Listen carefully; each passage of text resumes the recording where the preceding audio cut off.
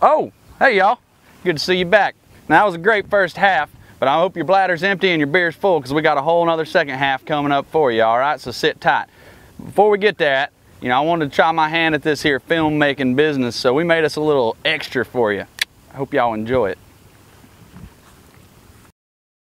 You know, in fly fishing, I think everybody kind of progresses, you know, along the same lines. There's stages, if you will, you know, of fly fishing. You know, you start out at the bottom, you get your first rod, and you're at that beginner stage, and you're really working on learning how to cast and hopefully catch a fish here or there. And you get on up into that intermediate stage, and then you're fine-tuning your cast, you know, trying to make sure you can put the fly where it needs to be, make sure you can manipulate it the way it needs to be manipulated, and eventually work your way on up into expert. And, you know, at that point you ought to be able to hit anything at, you know, normal distances and be able to do what you need to do, as well as understand, you know, fly fishing, understand what the fish are doing, and understand the environment you're at. And if you get real good at that, you push right on up into awesome.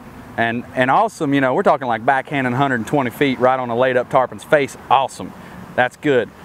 But, you know, the next level is epic. Epic. And to get to epic, man, you got to push the boundaries. You got to do something ain't nobody ever done before.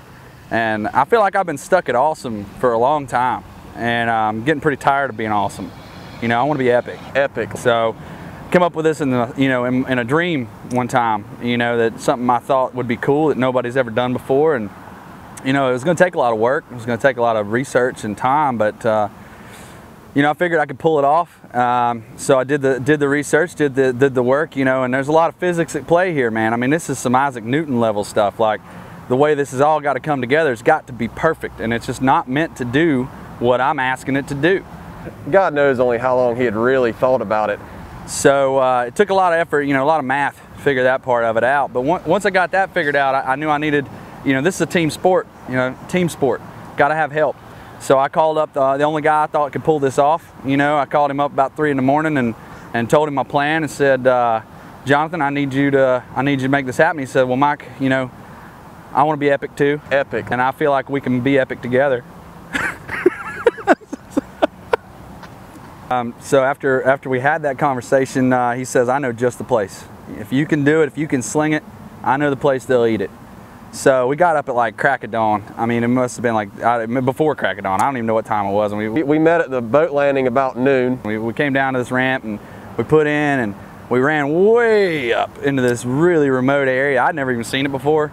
Plum Island. And, you know, being awesome, I thought I'd seen everything, but I hadn't. So he took us up in there, and man, we must have poled for, I mean, it was days. You know, we had to pole, I don't know, maybe 12 or 13 minutes.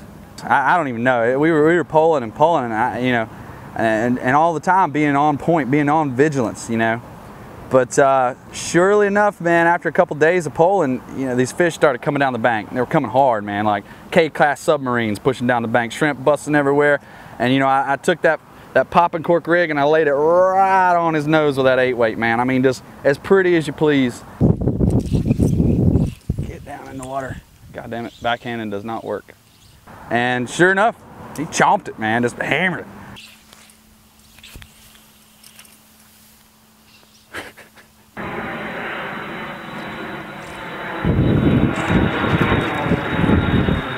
Shit.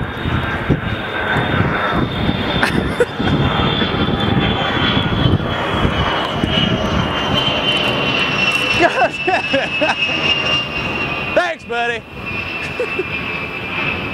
Sometimes they just come unbuttoned at the boat. You know, you can do all the epicness and all the awesomeness and be left empty-handed, but sometimes it works out.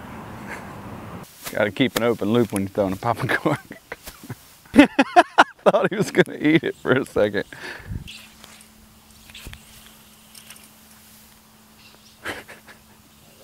Yeah, that'll go without a tag in her back. Could have got me a free t-shirt with that one. I could use some new t-shirts. I got a couple. Every time I put them on, my dog tries to hump me. I guess they stink. Quietest approach known to man. Popping cork on a fly rod. I mean, don't get no quieter than that. Just listen to that thing. Can't even hear it. Like a stealth bomber. I can go bomb some Arabs. Declaring jihad on redfish. Oh, that's way to the right. And not even halfway long enough. lost my mind. Got to get a good pop on it. That's the secret. Just to pop it. Popping cork on the fly, son.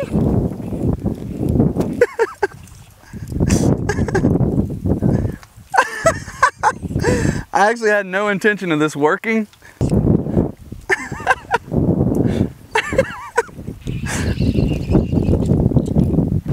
Maybe we've all been doing it wrong all these years. I mean, damn.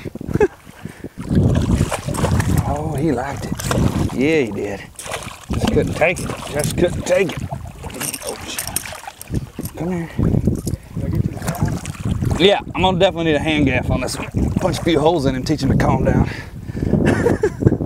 Look at that secret fly right there.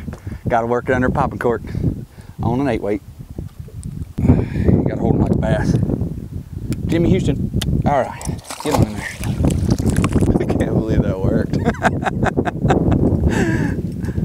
Woo! Better check my fly. Make sure the feathers ain't ruffled up. I want to be epic too, and I feel like we can be epic together.